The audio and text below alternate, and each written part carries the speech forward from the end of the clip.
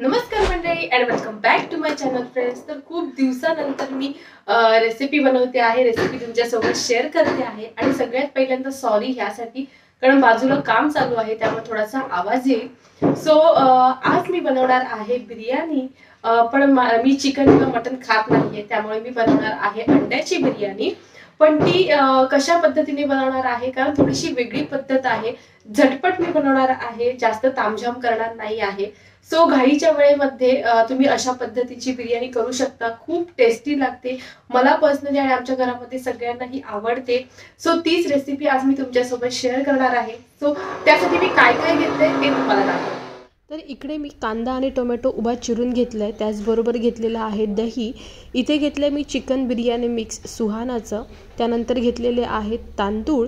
So इथे मी दावत बिर्याणी तांदूळ यूज करते। तर सगळ्यात पहिल्यांदा मी कुकरला हे जे बिर्याणी राईस आहे तो बनवून घेणार आहे, कारण जसं मगाशी मी म्हणाले तुम्हाला की घाईच्या वेळेमध्ये तुम्ही अशा पद्धतीची बिर्याणी बनवू शकता।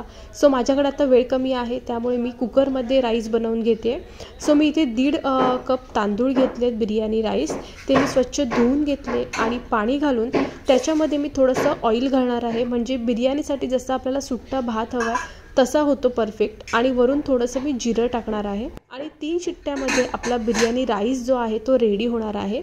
सो अंड्याची बिर्याणी बनवते त्यामुळे ऑफकोर्स अंडी लागणारच आहेत। सो मी अंडी इथे उकडून घेणार आहे। सो मी घेतलेली आहे 4 अंडी, जी मी एका साईडला बॉईल करत ठेवले आहे। सो जोपर्यंत राईस आणि अंडी बॉईल होत आहे तोपर्यंत इथे मी ग्रेव्हीची तयारी करून घेते।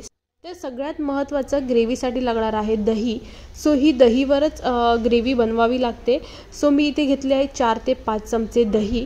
आता हे ते दही आहे ते चांगलं व्यवस्थित मी फेटून घेणार आहे, म्हणजे त्याचे गुठळे होऊ नयेत यासाठी।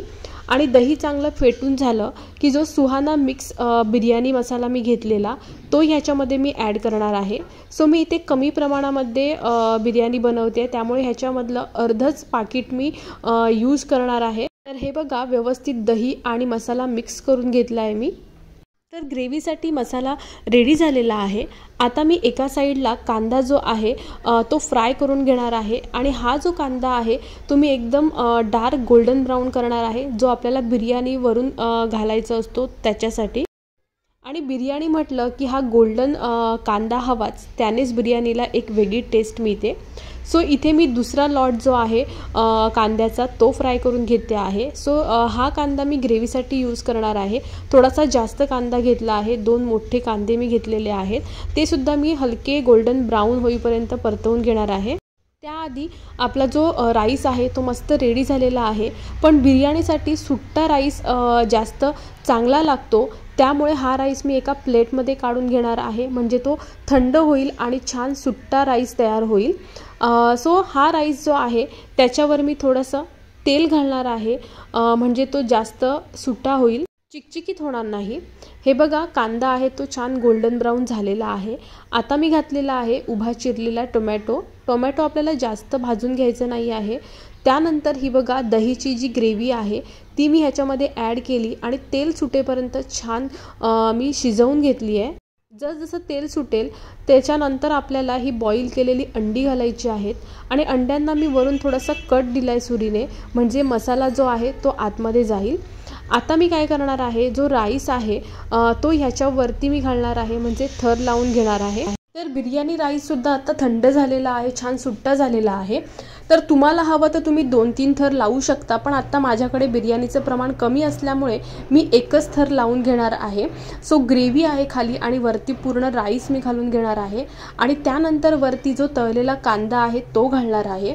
आणि कोथिंबीर आता माझ्याकडे नाही आहे म्हणून मी घालत नाही आहे, पण कोथिंबीरसुद्धा वरून घालायची।